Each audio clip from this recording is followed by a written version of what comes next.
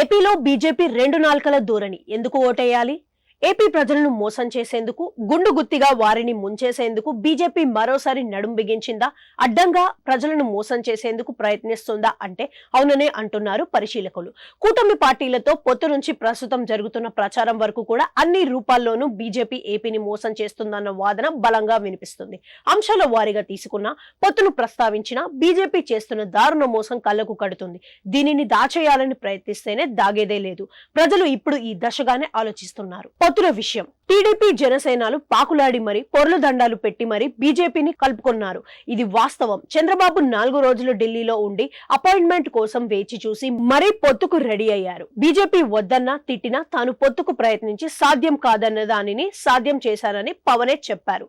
సరే, పొత్తు పెట్టుకున్నారు. టీడీపీ ప్రకటించిన స్థానాల్లోనూ తర్వాత అభ్యర్థులను ప్రకటించారు. ఇదేం పొత్తు ధర్మమా వారికే తెలియాలి.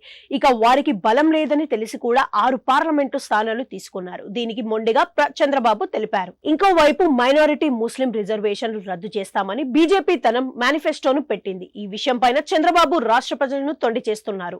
తాను రిజర్వేషన్లు కాపాడతానని అంటున్నారు. కానీ బీజేపీ మాత్రం రిజర్వేషన్లు ఇచ్చేది లేదని చెబుతుంది. ఈ విషయంలో పవన్ ప్రశ్నించకుండా ఈయన కూడా ముస్లిం మైనారిటీలు ఉన్న నియోజకవర్గాలకు కూడా వెళ్లడం మానేశారు. వారి మాటే ఎత్తడం లేదు. ఎలా చూసుకున్నా పొత్తు, సీట్ల సర్దుబాటు వంటివి బీజేపీ, టీడీపీ, జనసేన ఉమ్మడిగా ఏపీ ప్రజల కళ్లకు గంతలు కట్టాయి. ఇక ఉమ్మడి మేనిఫెస్టో మరో కీలక అంశం. ఉమ్మడి మేనిఫెస్టో విడుదల చేసిన రోజు బీజేపీ వ్యవహరించిన తీరు మరింత దుర్మార్గం.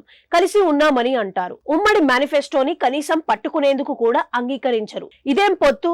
పైగా మేనిఫెస్టో బీజేపీ ముద్ర లేకుండానే చేశారు.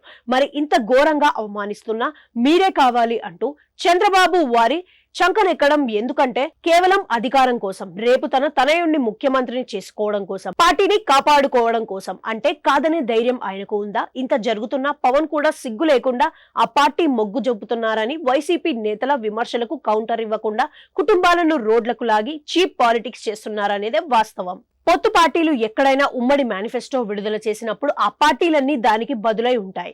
కానీ ఏపీలో మాత్రం బీజేపీ ఈ విషయంలో పక్కా మోసం చేస్తుంది. పొత్తు ఉంది కానీ మేనిఫెస్టో మాత్రం మాది కాదు, అది వారిద్దరు ఇచ్చుకున్నారన్న ప్రచారం చేస్తే రేపు ₹1 కూడా నిధులు ఇవ్వకపోతే ఈ పొత్తు ఎన్నాళ్ళు కొనసాగుతుంది? పొత్తు పేరు చెప్పి ఓట్లు దండుకునేందుకు ప్రయత్నిస్తున్న టీడీపీ, జనసేనలు ఏపీ ప్రజలను నిండా ముంచడం కాదా? పోలవరం ఈ విషయంపై బీజేపీ 4 నాల్కల ధోరణి ప్రదర్శిస్తుంది. 2 ఏళ్లలో దీనిని పూర్తి చేస్తామని బీజేపీ అగ్రనేత అమిత్ షా చెబుతుంటే పోలవరం ఎప్పుడు పూర్తి చేస్తామనేది ప్రధాని మోడీ నోటి నుంచి మచ్చికైనా రాలేదు.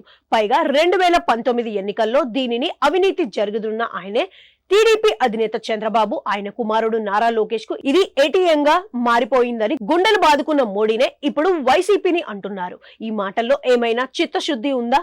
అసలు విభజన చట్టం ప్రకారం ఇది ఎవరు పూర్తి చేయాల్సిన ప్రాజెక్టు? కేంద్రం కాదా? ఇదేదో తాము ఉద్ధరిస్తున్నామని, రాష్ట్ర పార్టీలు నాశనం చేస్తున్నామని చెప్పి పూర్తిగా నిర్మాణం కాకుండా అడ్డుకుంటున్నది ఎవరు? మోడీ అండ్ బీజేపీ కాదా? పునరావాసన ప్యాకేజీ 55,000 కోట్లు మాకు సంబంధం లేదని పార్లమెంటులో చెప్పింది నిర్మలా సీతారామన్ కాదా? ఆమెది ఏ పార్టీ? పోలవరం పూర్తి చేస్తామని 2014కు ముందు చెప్పి తరువాత దీనిపైనే శీతకన్నే సింది ఏ పార్టీ? బీజేపీ కాదా? తరువాత అవినీతి జరిగిందని అంటున్న పెద్దలు కేంద్ర నిధులతో సంబంధం లేదని ఢిల్లీ మద్యం కుంభకోణంపై ఆహోరాత్రులు శ్రమిస్తూ సీఎం వంటి వారిని జైలుకు పంపించారే. మరి పోలవరంలో నిజంగా అవినీతి జరిగి ఉంది. మీరిచ్చిన నిధులు దుర్వినియోగం, అవినీతి చేసి ఉంటే వాటిని ఎందుకు వెలికి తీయలేదు? ఎందుకు ప్రశ్నించలేదు? ఎందుకు నిజాలు చెప్పలేదు?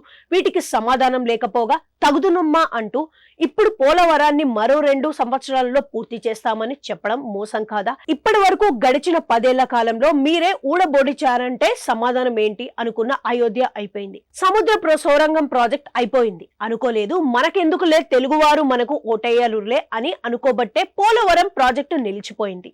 వాటితో పోల్చుకుంటే ఇది చాలా చిన్నది కదా అనేదే ప్రశ్న. ఇవన్నీ ఏమార్చి బీజేపీ మరోసారి తెలుగు ప్రజల పీకలు కోసేందుకు, ఓటు బ్యాంకును రాబట్టుకునేందుకు చేస్తున్న చిల్లర రాజకీయాల్ని ప్రశ్నించడమనే మానేసిన చంద్రబాబు, పవన్లు ఆ పార్టీకి వీరభజన చేస్తున్నారు. ఇదే వైసీపీ కనుక బీజేపీతో పొత్తు పెట్టుకొని ఉంటే అప్పుడు ఏకేసే వారు కాదా? అప్పుడు విభజన హామీలు, పోలవరం ప్రత్యేక హోదాపై ఊరు వాడ ప్రచారం చేసేవారు కాదా? ఏది నీతి? అన్నట్లుగా అధికారం కోసం దొడ్డిదారులు దొంగదారులు తొక్కుతున్నారు. ఎందుకు బీజేపీకి ఓటేయాలి? ప్రధాని మోడీ, బీజేపీ అగ్రనేత అమిత్ షాలు కూటమికి ఓటేయాలని కోరుతున్నారు. కానీ ఎందుకు వేయాలి? పోలవరం కట్టినందుక? ప్రత్యేక హోదా ఇచ్చినందుక? పోనీ పొత్తు ధర్మం పాటిస్తున్నందుక? అసలు రేపు కూటమి అధికారంలోకి వస్తే ఈ మేనిఫెస్టో ఏ మేరకు అవుతుంది? జగన్ ఇస్తే శ్రీలంక అవుతున్న చంద్రబాబు తాను ఇస్తే సింగపూర్ అవుతుందా? మిడివేలపు మాటలు, మోసపు మాటలతో చంద్రబాబు చేస్తున్న దగుల్బాజీ రాజకీయం ఇంకానా? ప్రశ్నిస్తున్న పవన్ రాష్ట్రం అప్పుల్లో ఉందని తెలిసి కూడా గొర్రె మాదిరిగా తలూపడం వెనుక రీజన్ ఏంటి? ప్యాకేజీ బాగా అందుతుందనేనా? వీటికి సమాధానం చెప్పడం మానేసి అమాయక జనాలను ఏమార్చి ఓటు కొల్లగట్టే ప్రయత్నం చేస్తున్న వారికి ఎందుకు ఓటేయాలి? ప్రస్తుతం యాగి చేస్తున్న ల్యాండ్ టైటిలింగ్ యాక్ట్ ను రేపు అమలు చేయకుండా ఉంటారా? ఎలా చూసుకున్నా ఇప్పుడు చేస్తున్నది జరుగుతుంది. కేవలం అధికారం కోసం చేస్తున్న కూటమి కుయుక్తి సర్కార్. విఘ్నులైన ప్రజానీకం పరిగెట్టి పాలు తాగుతామంటారో, నిలబడి నీళ్లైనా తాగుతామంటారో చాలని అనుకుంటారో తేల్చుకోవాలి. ఒక విఘ్నత 5 ఏళ్లు శాసిస్తుందనే విషయాన్ని గుర్తించాలి.